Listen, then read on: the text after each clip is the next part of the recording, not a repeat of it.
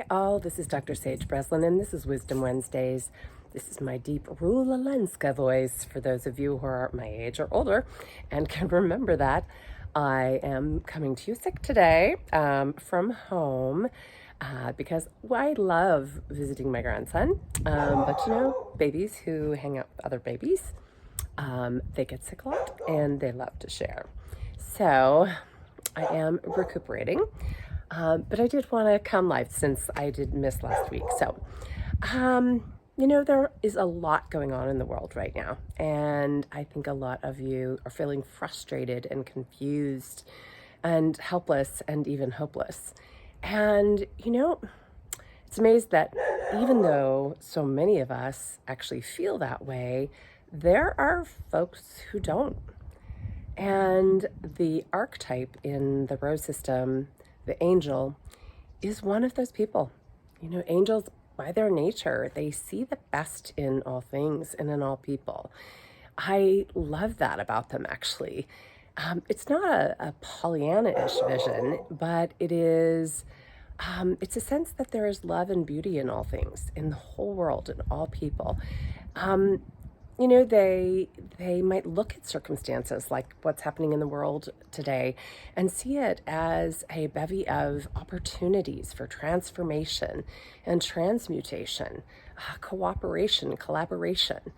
And while that may be true, and that may be possible, I think that there are others who then, unfortunately judge them or see them as Pollyannas or see them as dumb or stupid or ignorant, or arrogant even.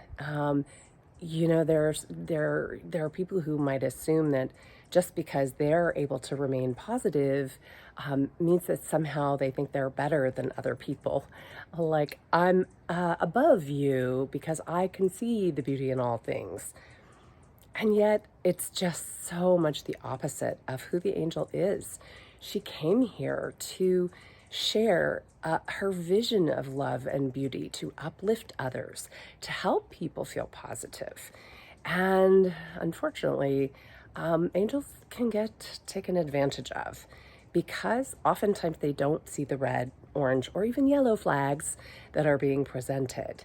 And, the toxic narcissists out there love the angel's energy, right? It is so big, so voluminous, so full of the divine and yummy to feed on, unfortunately, for the angel. And typically by the time they realize that the person that they're engaging with isn't quite as true at heart as they had hoped or believed, it can be too late, and it can be really a struggle for the angel to extricate that kind of relationship.